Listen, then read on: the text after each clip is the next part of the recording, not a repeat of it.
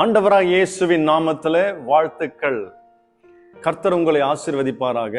நான் இன்றைக்கு வேதத்துல ஒரு பகுதியை நான் வாசிக்கும் பொழுது நீதிமொழிகள்ல 18வது அதிகாரம் 21வது வசனத்துல அப்படியே அந்த 18வது அதிகாரத்தை வாசிக்கிட்டு இருக்கும்போது அந்த 21வது வசனத்துல சொல்லப்பட்டிருக்கு, மரணமும் ஜீவனும் நாவின் அதிகாரத்துல இருக்கிறது. மரணமும் ஜீவனும் நாவின் அதிகாரத்துல இருக்குது. அதை வாசிச்ச உடனே ரொம்ப ஆச்சரியமா இருந்தது. ஏற்கனவே நான் தியானிச்ச வார்த்தை தான், ஆனாலும் கர்த்தருடைய வார்த்தை நம்ம எப்பொழுதெல்லாம் வாஞ்சையோடு நம்ம அதை தேடுறோமோ அப்ப அந்த வார்த்தை நம்மோடு பேசுகிறதா இருக்கிறது. ஆமென். ஆமா, வாஞ்சையோடு தேடும்பொழுது அந்த வார்த்தை நம்மோடு பேசுவோம். இந்த வார்த்தையை தியானிக்கும் பொழுது அப்பதான் யோசித்தேன், ஏன்னா சில சூழ்நிலைகள் எனக்கு எதிராக இருக்கும் பொழுது தடைகள் எல்லாம் அப்படியே என்னுடைய சிந்தனையில அப்படியே போய் அப்படியே ஆக்கிபைட் ஆயிடுச்சு பாருங்க. அந்த சூழ்நிலையில என்ன செய்யறதுன்னு தெரியாம இருக்கும்பொழுது அப்ப இந்த வசனத்தை நான் தியானிக்கிறேன். மறுபடியும் கர்த்தர் அந்த வார்த்தை கொண்டு என்கிட்ட பேசுறாரு. மரணமும் ஜீவனும் நாவின் அதிகாரத்தில் இருக்குது. அப்படின்னா என்ன அர்த்தம்? உன் வாயில கர்த்தர் வல்லமையை வச்சிருக்கிறாரு. நான் உன் வாயில வல்லமையை வச்சிருக்கிறேன். நீ பேசுகிற காரியத்தை நான் கனப்படுத்துவேன். நாம் எதை பேசுகிறோம் என்பது முக்கியம். நம்ம எதை சிந்திக்கிறோன்றது முக்கியம். நம்ம பாசிட்டிவான வார்த்தைகளை நம்ம பேசி கர்த்தர் செய்வார் என்று விசுவாசிக்கும் பொழுது அது நம்முடைய வாழ்க்கையில நடக்கிறதா இருக்குது. நமக்கு ஆசீர்வாதம் பெருகணுமா, சமாதானமான ஒரு சூழ்நிலை உண்டாகணுமா, எல்லாம் பிரச்சனையிலிருந்து விடுதலை ஆகணுமா, வர வேண்டிய எல்லா ஆசீர்வாதம் சேரணுமா, தடைகள் உடையணுமா, ஒன்றும் இல்லைங்க. நம்ம பெருசா ஒன்றும் செய்ய தேவையில்ல.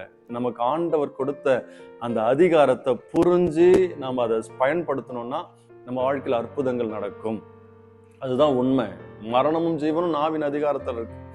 நிறைய இடத்துல இயேசு சீஷர்களுக்கும் சொல்லி கொடுக்குறார், என்னை விசுவாசிக்கிறவன் என்னை காட்டிலும் பெரிய காரியங்களை செய்வான் என்று சொல்றார். அது மட்டும் கிடையாது, ஒரு இடத்துல சீஷர்கள் படகுல போய்கிட்டு இருக்கிறாங்க. போயிட்டு இருக்கும்போது இயேசுவும் அதுல போயிட்டு இருக்கிறாரு. அவர் ஊழியெல்லாம் செஞ்சு முடிச்சுட்டு டயர்டா படுத்து தூங்குறாரு. அப்போ திடீர்னு என்ன ஆகுதுன்னா, புயல் அடிக்குது, காத்தடிக்குது. காத்தடிக்கும் போது எல்லாம் பயப்படுறாங்க. ஐயோ காத்தடிக்குது, பயங்கரமான ஒரு புயல், சூழ்நிலை சரியில்லை அப்படின்னு பயந்துட்டு இருக்கும்போது எல்லாம் நினைச்சிட்டாங்க நம்ம சாக போற நிலைமையில இருக்கிறோம், இதுல இருந்து நம்மளால யாரும் காப்பாற்ற முடியாது என்கிற சூழ்நிலைக்கு அவங்க தள்ளப்படுறாங்க. ஆனாலும் இயேசு அந்த இடத்துல நிம்மதியா தூங்கிட்டு இருக்கிறாரு.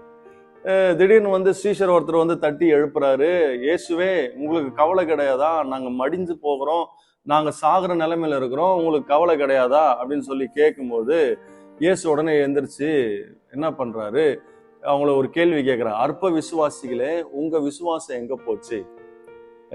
காத்தடிக்குது, புயல் அடிக்குது, சூழ்நிலை சரியில்லைன்னா அது நீங்களே சரி பண்ணலாமே, என்னையா எழுப்புறீங்க? அதுதான் அதுக்கு அர்த்தம் அப்படின்னு சொல்லிட்டு என்ன பண்றாரு, காற்றே அமைதலாரு, கடலே இறையாதே அப்படின்னு சொல்றாரு. அவர் சொன்ன வார்த்தை சொன்ன மாத்திரத்துல எல்லாமே அமைதியா போயிடுச்சு பாருங்க. அப்படியே அமைதியாகி ஒரு சமாதானமான நிலைமை உண்டாகுது. அங்க ஒரு கேள்வியை சீஷர்களுக்கு சொல்றாரு பாருங்க, திட்டுறாரு, அற்ப விசுவாசிகளே உங்க விசுவாசம் எங்க போச்சு? அப்ப என்ன சொல்றாரு, நான் சொல்லி இந்த கடல் அடங்கும், அது நிச்சயமாகவே கடல் சூழ்நிலை கடல் சீற்றமெல்லாம் சரியாகும். அதே போல நீங்க சொன்னாலும் கடலுக்கு மேல உங்களுக்கு அதிகாரம் இருக்கு, நீங்க சொன்னாலும் அது நடக்கும், நீங்க சொன்னாலும் நடக்கும். அப்போ வாயில வார்த்தை இருக்கிறது. நல்லா யோசித்து பாருங்க, ஆண்டவர் வார்த்தையை பேசுறாரு. அந்த வார்த்தையை பேசின உடனே கடல்ல இருக்கிற அந்த சூழ்நிலை சரியாகி அங்க ஒரு சமாதான நிலைமை உண்டாகுது.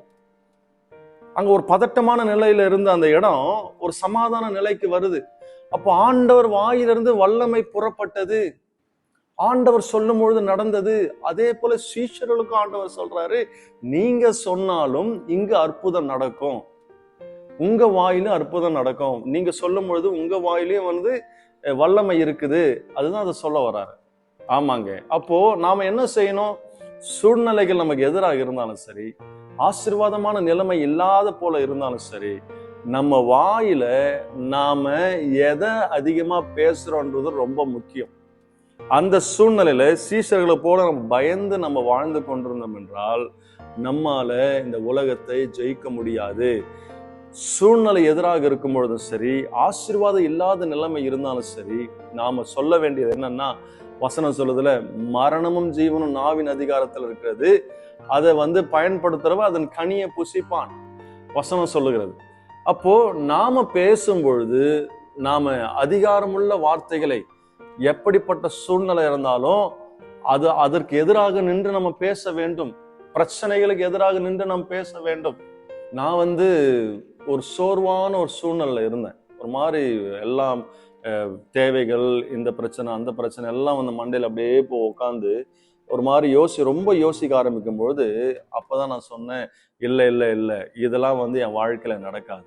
கர்த்தர் எனக்குன்னு ஒரு திட்டம் வச்சிருக்கிறாரு, அதுதான் என் வாழ்க்கையில நடக்கும். நான் இந்த உலகத்தை நான் ஜெயிப்பேன், சமாதானம் உண்டாகும், என் வாழ்க்கையில கர்த்தர் எனக்கு வைத்திருக்கிற ஆசீர்வாதம் எனக்கு சேரும் அப்படின்னு சொல்லி விசுவாசமான வார்த்தைகளை நான் சொல்லும் பொழுது என் அறியாமே ஒரு 10 செகண்ட் இருக்கும். அதுக்கப்புறம் என் மைண்ட் ஒரு பீஸ் ஆஃப் மைண்டா மாறிச்சு, ஒரு சமாதானம் ஏற்பட்டுச்சு. நான் தெளிவா அதை உணர்ந்தேன். அப்பதான் நான் யோசித்தேன், நம்ம பேசும் பொழுது நாம் என்ன வார்த்தைகளை பேசுறோன்றது ரொம்ப முக்கியம்.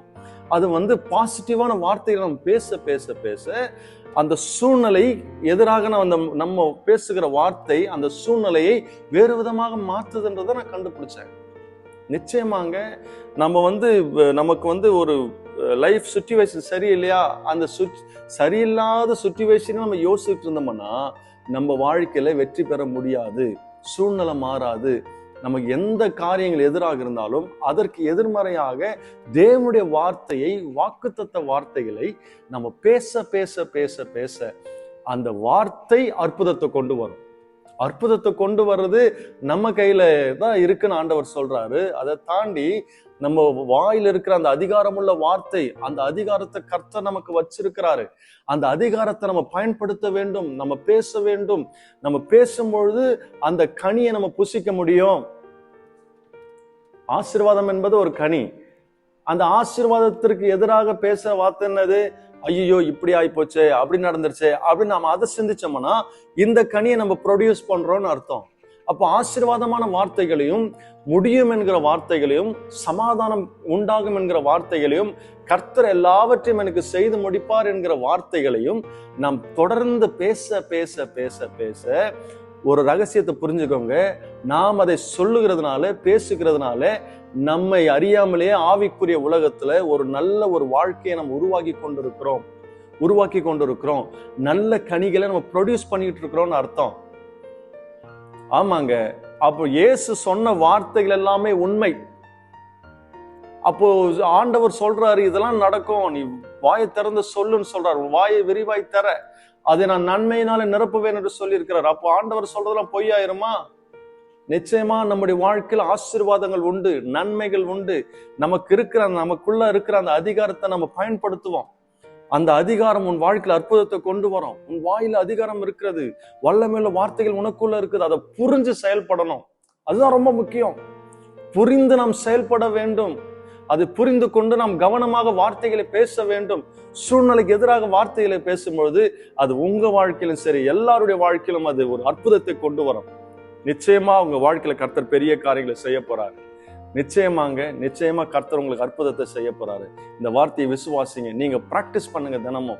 இது ஒரு நேரத்துல வராது. ஆனா தொடர்ந்து நம்ம அதை பேச பேச பேச பேச நம்ம வாழ்க்கையில நடக்கிற அந்த சூழ்நிலைகள் மாறுகிறத நம்ம பார்க்க முடியும். அற்புதங்களை நம்ம பார்க்க முடியும். எல்லாமே நமக்கு சாதகமா கர்த்தர் மாற்றி கொடுப்பார். நிச்சயமாகவே இந்த வார்த்தை உங்களுக்கு ஆசீர்வாதமா இருக்கும்னு நான் நம்புறேன். கர்த்தர் உங்களோடு இருக்கிறார். உங்களோடு இருந்து கர்த்தர் பெரிய காரியங்களை செய்ய போகிறாரு. எதை குறித்து நீங்க கவலைப்படாதீங்க. உங்கள் வாயில் இருக்கிற அந்த வல்லமை உள்ள வார்த்தைகளை நீங்க அனுதினமும் பிராக்டிஸ் பண்ணுங்க. விசுவாச வார்த்தைகளை பேசுங்க, வாக்குத்தத்த வார்த்தைகளை பேசுங்க. கர்த்தர் அந்த வார்த்தையை கொண்டு பெரிய காரியங்களை செய்வார். நம்ம வாழ்க்கையை நாம தான் கட்டணும். வேற யாரும் கட்ட முடியாது. கர்த்தர் என்னோடு இருக்கிறார். அவர் எனக்குள்ள வைத்திருக்கிற அந்த அதிகாரத்தை நான் பேசிக்கிட்டே இருப்பேன். விசுவாசமான வார்த்தைகளை நான் பேசிக்கிட்டே இருப்பேன். அவர் என் வாழ்க்கையில எல்லாவற்றையும் சரி செய்வார் என்று சொல்லி நம்ம சூழ்நிலைக்கு எதிராக பேச பேச பேச நாமே நம்முடைய வாழ்க்கையை ஒரு நேர்த்தியான வழியில உருவாக்கி கொண்டிருப்போம். சமாதானமான ஒரு வாழ்க்கை நம்ம உருவாக்கும்ன்றதுல எந்தவித சந்தேகமும் கிடையாது. தேவ ஜனமே, நல்லா புரிஞ்சுக்கோங்க. மரணமும் ஜீவனும் நாவின் அதிகாரத்துல இருக்கு. ஆகையினால் அந்த அதிகாரமான அந்த வார்த்தையை நம்ம ஒவ்வொரு நாளும் பேசுவோம். ஆண்டோடைய அற்புதத்தை பார்ப்போம். வேதத்தை தியானிங்க. கர்த்தர் உங்களோட பெரிய காரியங்களை செய்வார். God bless you. Thank you.